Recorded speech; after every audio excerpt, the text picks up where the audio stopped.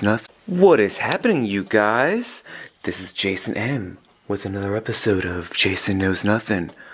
How's it going, you guys? Episode 2 here, and last night I just came back from a kick-ass show in Easton, Pennsylvania. I was hanging out with the boys of Contraband, and they are a ton of fun. I wish everyone that is listening went. It was a blast. These guys are a Scott Weiland tribute band, and they can blow the roof off of any building that they want. I'm telling you right now, guys, it was just a load of fun. Bill Clifton, the vocalist of the group, he is phenomenal. I said this last week on the first episode that he just embodies the aura of Scott Weiland. I mean, I'm sure he is listening from above right now, just going, holy shit, this guy can definitely channel my inner me. So he was a ton of fun. He did all the hits, all the great songs from both Stone Temple Pilots and Velvet Revlover. He did a tremendous job, and he's just a down-to-earth guy, you know? He's just so cool, so chill. You know, I got to talk to him before and after the show. He's just, he was just, I guess you could say no matter how many times he's done this, he still gets those nerves. Not as much because, you know, he's been doing this for quite a while now, for a couple of years actually. And he was just a ton of energy, and even still he was just, you know, kind of humbled to have just anyone there, whether it was 50 people or 500 people. It was just a ton of fun to just get to know him and talk to him. And even after the show, you know, he was just right back to normal. Like, he was on that stage with just all this energy, as if you were just watching Scott Weiland perform, and then just right afterwards, you know, he was, you know, Bill. He was himself again. He was just really cool, down-to-earth, chill guy, just talking to everybody, saying, you know, thank you so much. You know, I didn't know he had a family of his own, and that's awesome. You know, apparently these guys all have lives. I did not think of this. You know, what? A band has family to think about? But, they're all great. They're all a bunch of cool guys. Shawn Michaels. No, not the pro wrestler, before you all get all, what? The wrestler can do singing? Yeah, no, not that guy. He is actually the drummer of Contraband, and he is, I guess you could call him the voice of the group. He was really cool, really fun, energetic kind of guy. I met him actually a few years ago at Boston. I did a Spartan race, and he ran with us, and he's just such a cool dude. He is very, very sweet, a very cool guy that you just want to just have a beer with and talk to, and he was just so full of energy himself. You know, the entire band just has that kind of energy, and I very much admire that. You know, I don't like, you hear all those stories about bands, it doesn't matter whether they're, you know, iconic names from the 80s or 90s or 2000s, or up-and-coming cover bands or indie garage bands. You hear those sad stories of where they just shit on people and just give them a hard time, saying, you know, I'm entitled to this. Not these guys. These guys are far from that. These guys are pretty cool. They're very appreciative of people coming down there and listening to their music. And even though it's not their original piece, the fact that people are still there to listen to them is just awesome. And then they just are so positively receptive about it. That's cool. And yeah, Shawn, going back to Shawn, he's just such a great guy. He hurt his hand a couple of weeks ago. I think a month ago, actually. He was supposed to do a show in Jersey, and it just didn't work out for him. And they had to cancel that show, which sucks. You know, obviously you don't want to cancel a gig, especially when you have such momentum getting built up here. And unfortunately, he couldn't perform this show either, which is also a bummer because this was their Pennsylvania debut, and he wanted to be a part of it. But technically he did, though, because during one set, he just said, fuck it, and he just got onto the kit and just started hitting the skins, man, and he was just good. Like, he braved it. I don't know how much pain he was in. I tried to get a face shot of him going, is he hurting? Is he hurting? Because he said that he was not in a lot of pain, but he was definitely feeling discomfort, and to see him going up there, sitting on that throne, I'm thinking, holy shit, he's going to do it, and he pulled through for the one song, and that was great. And covering for him was Ricky. I don't know his last name. I did not know who the replacement was. I felt kind of bad, actually, because going into this concert, I was doing a little bit of research, trying to get a hold of everybody that was a part of the show, and I see this guy, and Sean introduces me to him. He's like, "Oh, this is Ricky," and I'm like, "Who the hell is Ricky? I don't know. Like, he's not on my page. What do I do?" And I just found out that he's just the back, the replacement for him. And I'm like, "Oh, thank God! Like, I thought I was missing someone here. Like, who do I talk to about this?" So yeah, Ricky's a pretty cool guy, very chill. He did a lot of the recordings too for behind the scenes stuff, and yeah, everyone else was just really awesome. After this, I'm going to play a small interview that I did with both Mike Slammer and Cody Nierstedt. I can't get it right. I was better off when I was drunk when I was trying to pronounce it. They're both guitarists. Mike is the rhythm guitarist, and Cody is the lead guitarist of the band. And I don't know, I guess a part of me was trying to see if there's going to be a rift between the two, because I know how much Mike is a huge Slash fan, and to get a chance to be a part of a band that had a Slash feature on it, I would assume that there was going to be a little bit of jealousy, and thankfully there wasn't any. There was no jealousy, which is pretty cool. They were very chill about it. They were pretty supportive of each other, and that's what you would want in a band. You want a band to just build each other up. You don't want any jealousy, any rifts between the two, and unfortunately, I was that. So that's what happens when you feed me too much beer, people. I want to be very talkative, and yeah. So these guys, I got to interview, and Mikey, he's my best friend, one of my best friends. I call him a brother of mine. I go way back with him, and hopefully he'll be on this show in the near future.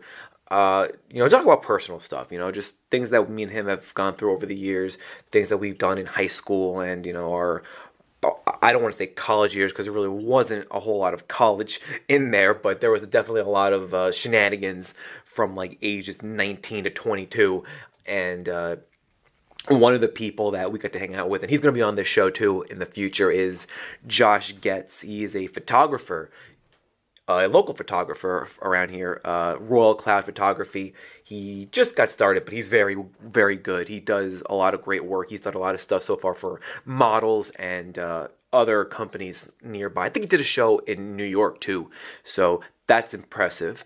And I want to have them both on here, and the main reason why I want them both on here, especially at the same time, is because they were both in not one but two bands. Back in the day, they were in Perfect Obsession and Amplifier, and Mike and Josh just did a great job. But they did mostly original stuff, but I think they did some covers. I don't remember.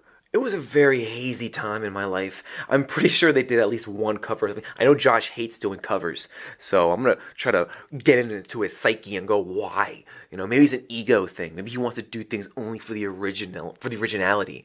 So yeah, we'll have them on here soon, hopefully sooner than later.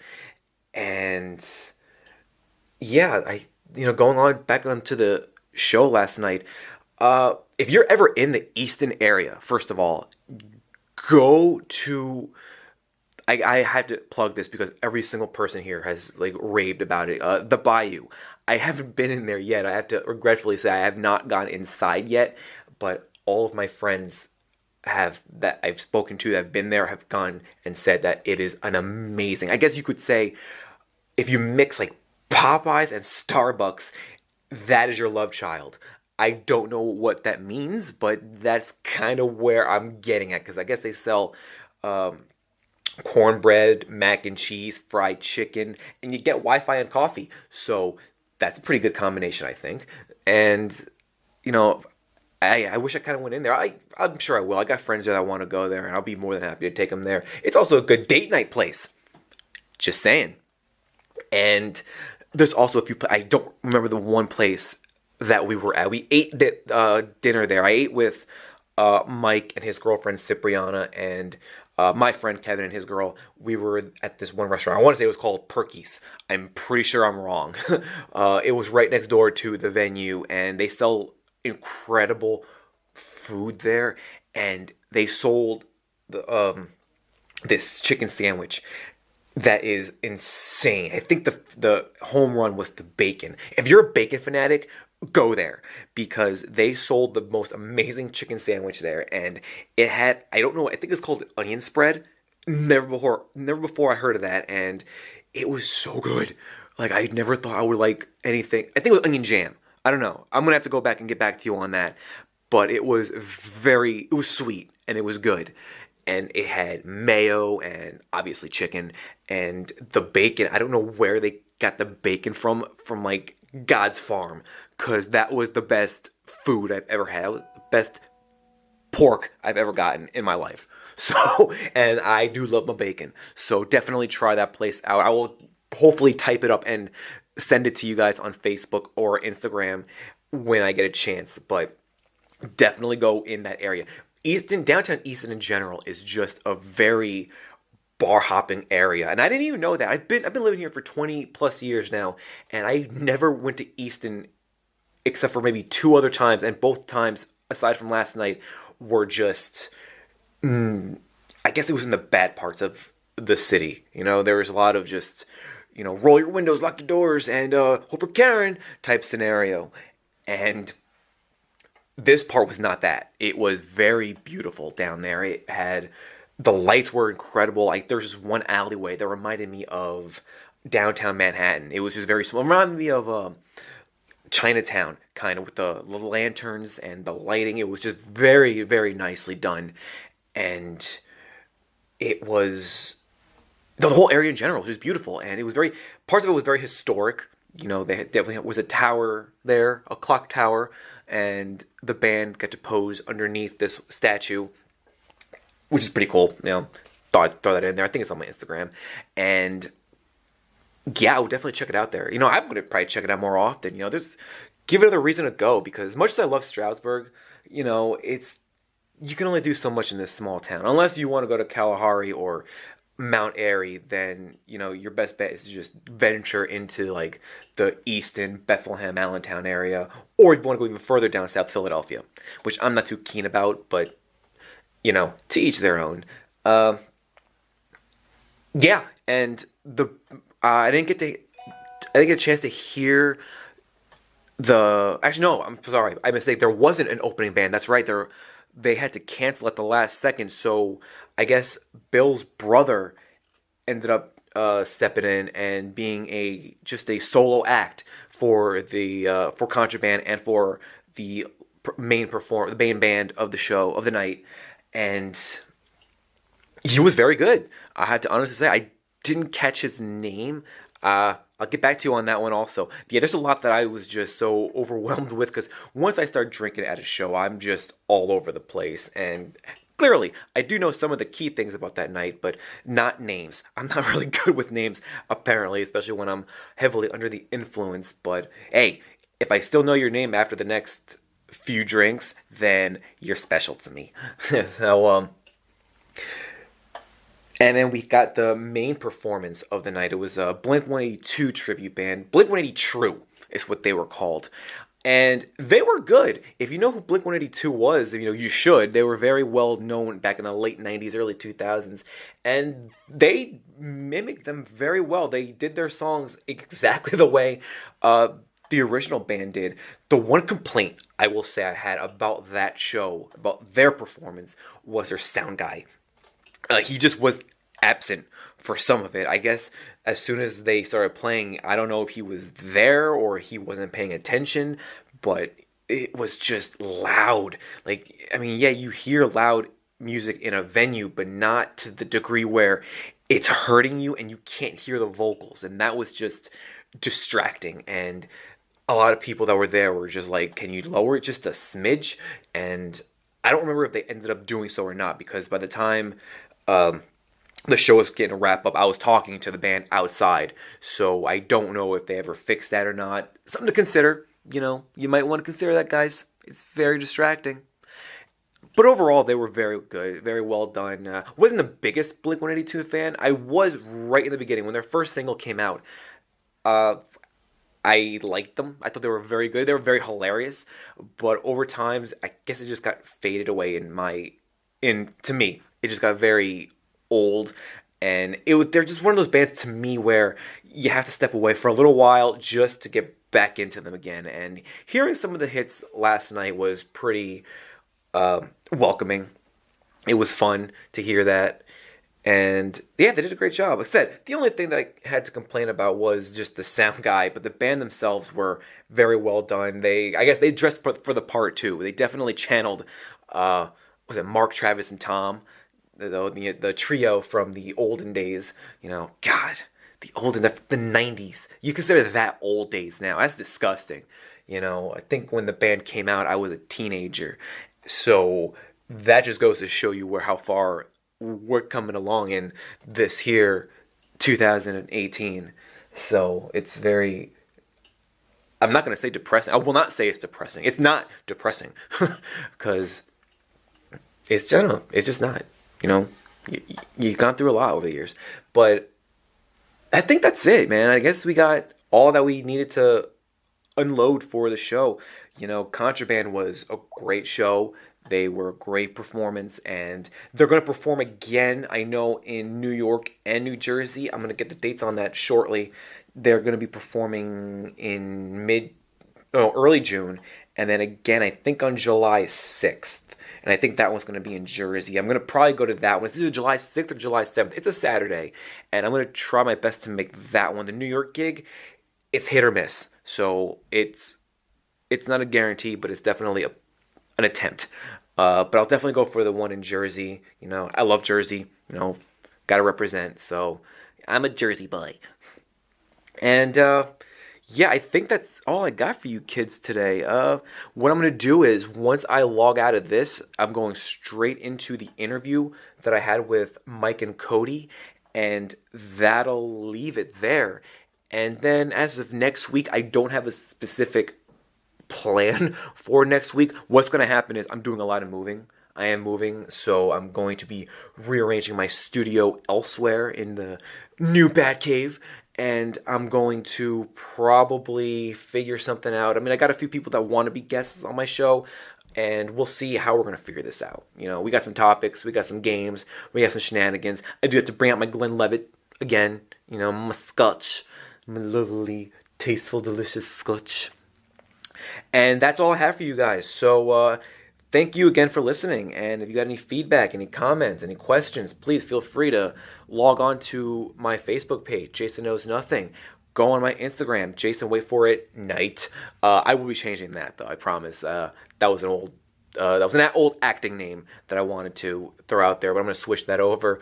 But go on my YouTube page, Jason Knows Nothing. Click subscribe. Listen to this. Listen to other stuff. Listen to other videos I'm going to be posting on there. Oh, yeah, and I also posted some Facebook videos of the band performing. I think I only did one or two. I think only one for now because it was just a slow upload. But I'm going to upload more later on today. And yeah, just follow me on those pages. And I will see you guys next time. Oh, by the way, tonight, Buck Cherry is going to be at the Sherman Theater. I am going to be there. Whether or not I'm going to post stuff will determine how much I have to drink. So either ways, if you're in the area, find me, look me up, we'll chat, we'll drink. Maybe we'll go to the Sarah Street Grill afterwards. My Cheers, my McLarens, and we'll just kick back and have a few. All right? And until then, I will see you guys next time.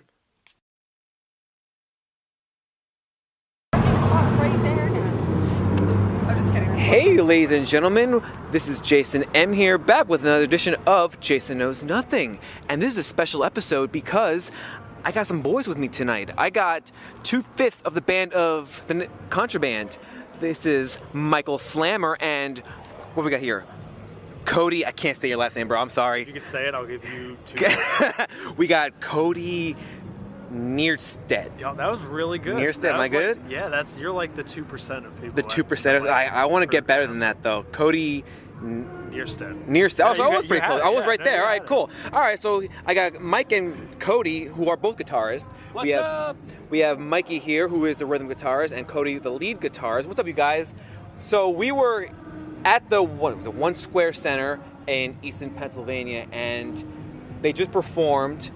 And I gotta say, as always, you guys were awesome. Thank you. Word, thank you. Yeah, absolutely. And first of all, let's go with you, Cody. You're the lead guitarist here, and you obviously had to fill in, I guess, the role of Slash. Let's just go with that for a second, because for Velvet Revolver, there was the whole Slash environment there, so was there any nerves there, or were you... I mean, I definitely had some shoes to fill there, but I would say so. so. As a young little lad, I kind of idolized Slash a little bit. Yeah. So it was a nice opportunity. I took it by the horns and I rode it out. One of the things that you did was you like hair metal, classic metal, basically the same things that I like. You loved like what influenced you the most? Who was it that made you want to say, you know what, I'm picking up this axe and I'm going for it? Eddie Van Halen, totally. I mean, I started playing and then found out about all these dudes, but it was actually this kid Nick Spano in my class. He was like, yeah, jam out on my electric guitar. I was like, do you play guitar? And then he told me his teacher, and then that was it. And then Eddie Van Halen was like my dude. So that's awesome, man. Fucking yeah. And what brought you here? Like, what made you come into Contraband? My godfather Jack just like hit me up one day. He's like, yo, I know some dudes who need a lead guitar player for Stone Temple Pilots tribute band, and told me to try out. So I said, fuck it, and I did, and I'm happy I did. Awesome, man. And you were in was it Adelphi University, right? Yeah, Adelphi. Adelphi, I'm sorry about that. And okay.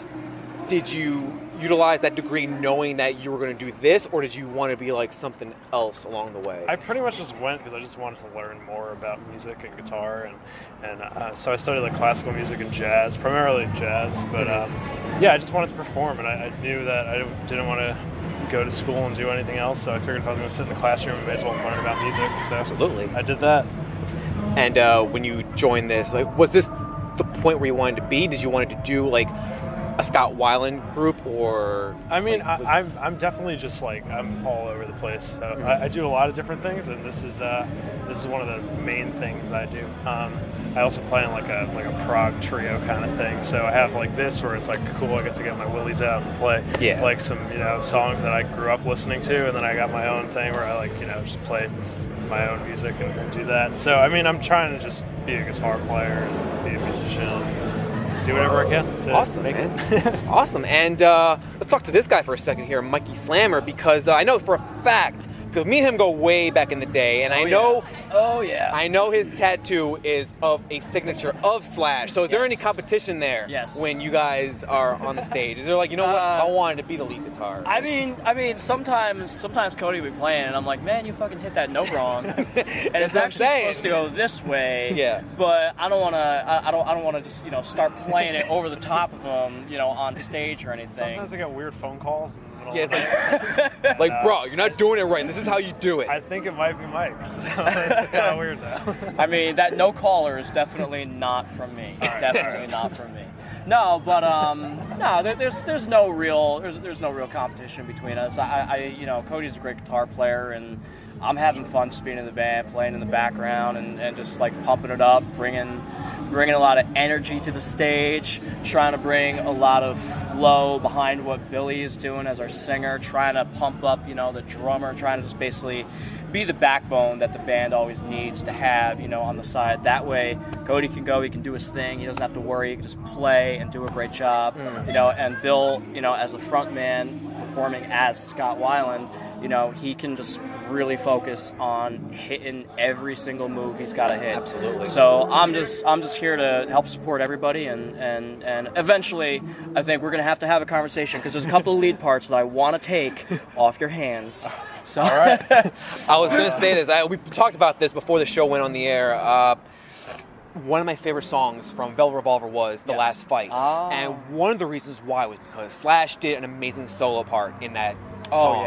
And I love hearing that, and it's just such an amazing, the whole song overall is just amazing. Oh yeah, no, it's a beautiful song. Yeah. So is that the moment where you guys are going to clash? Because no. It's a pretty good moment. I mean, not for nothing. Speaking from my standpoint, I think Cody and I have a pretty good relationship where I can just call him up and be like, hey, I'm going to take this one, and he'll be cool with that. Yeah. Yeah? Until right now. Right. I feel like I'm starting like a battle of the bands here. I'm my bad about that. It's a pretty good group. It's a good ensemble you guys going here. But Mike, with you, what made you join this band? Because you, like I said, I've known you for years. You've done your own thing. You've done originals, and now you're doing a cover band. What made you decide to join? Well, first of all, I have to stop you right there. You truly do know nothing, Jason, because this is not a cover band. This is a tribute band. A tribute band. This is a tribute band. So you have to realize that we're not some couple of guys playing a couple songs over there, on a bar. We're performing a real, and this is real. Like, we're performing a real tribute to Scott Weiland himself. So it's less about Stone Temple Pilots, less about Velvet Revolver, and more about the man Scott Weiland himself. Right. He brought a lot of energy to the stage. A lot of his lyrical writing was pure poetry. It really was, yes. And you can make the argument, well, it was the early 90s, there was a lot of coke, heroin, whatever he did, and of course, substance abuse throughout the years, and that's part of what drove him so much to get out onto the stage and release those demons. So it's more of a tribute to him, and we really want to bring that legacy. For me personally, so Sean and I, the drummer, we go way back as well. And I remember just calling him. It was maybe a little less than a year after Scott had passed. And I realized, I'd really love to do some STP stuff. I'd really love to do some VR stuff. What do you think? And he's like, well, yeah, I'd love to do it too, but, how are we actually going to pull it together? I live an hour and a half away. You live in New York, et cetera, et cetera. So eventually we pulled it together. And I called him one day out of the blue. And I said, we're going to do this. I literally walked out of my office because I was having a shit day at work. And I said, Sean, let's do this. We're going to put it together, and we're going to play. And we're going to go out. We're going to do the best we can. We're going to get a bunch of guys. We're just going to play and have fun.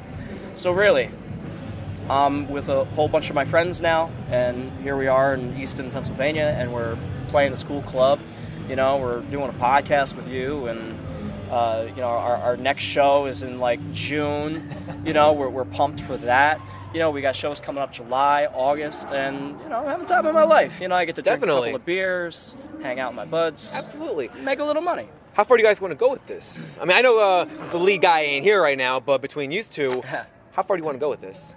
Oh man, if we could be playing every weekend, every other weekend, couple nights, that would be nice. That would be great, Pretty swell. That's pretty intense. that would be swell. You hear that, Billy? Make it happen multiple times. That's right. We'll hear this. I hope. Yeah, but if we can, there's a lot of tributes out there that go around the country. Right. We opened up tonight for a Blink 182 tribute, Blink 180 True, and they play nationwide. Okay. So, I can't wait. And we're going to. We've got New Jersey. We just played Pennsylvania. Tonight was our Pennsylvania debut. It was awesome. A lot of people came out, had a great time. We're playing in New York in a couple weeks, so it's going to be great. Is this considered a homecoming to you? Because I know you're a Jersey guy and everything, but you've also been in Pennsylvania. That's how we met. Sure. So would you consider this a homecoming? Would you consider this just a pit stop to something bigger? I don't know if it's a homecoming, truthfully, because obviously I grew up in Stroudsburg, so this is Easton. Yeah. Come on, from the burg, whatever. It's close enough. We got what? 3rd Street Grill and Walmart. So sorry, Stroudsburg. It's kind of true. Well, hey, Sarah Street, if you ever want to email me back, that would be great. Yeah, they owe. I don't know why. Why? Because I emailed them several times trying to book us a gig there. Oh. And they won't get Why back don't you to do me. that, guys? I love your wings, but you don't respond. You got to your good emails. You guys got good wings. I want to have some of your wings. You will enjoy those delicious wings. Will I will make sure of that. Actually, I'm probably gonna go there at some point in the next couple of days, so I'll make sure I'll take a picture. Put that in there. Cody wants your wings. So, anything else you guys want to add to this? You guys want to plug something personally, professionally, grammatically? I don't know anything. You know nothing. Yeah, That's not your job. That's my job. We're here to teach. Yeah, you're teaching me here. Man. So Contraband's next official show on the books is June 2nd in Andover Township, New Jersey. Okay. It's a free show in Andover Township. It's at one of their big fields. They're having a big, like a town festival, basically. So we're the main act that night. Then following that, we're in Garwood, New Jersey at this really cool venue called Crossroads. Okay. And that should be really cool. We're playing with the Foo Fighters tribute band. No way. And they are phenomenal as well. So got a great couple shows. You guys gotta visit www.ccontrabandlive.com. Make sure you check out our videos. We got tons of pictures. Check out our sweet, sweet lineup of shows. That's all I can say. That's what I want to promote tonight. Awesome. And you guys something, Cody? I don't know anything. How about I want to see you wear a hat. A large top hat.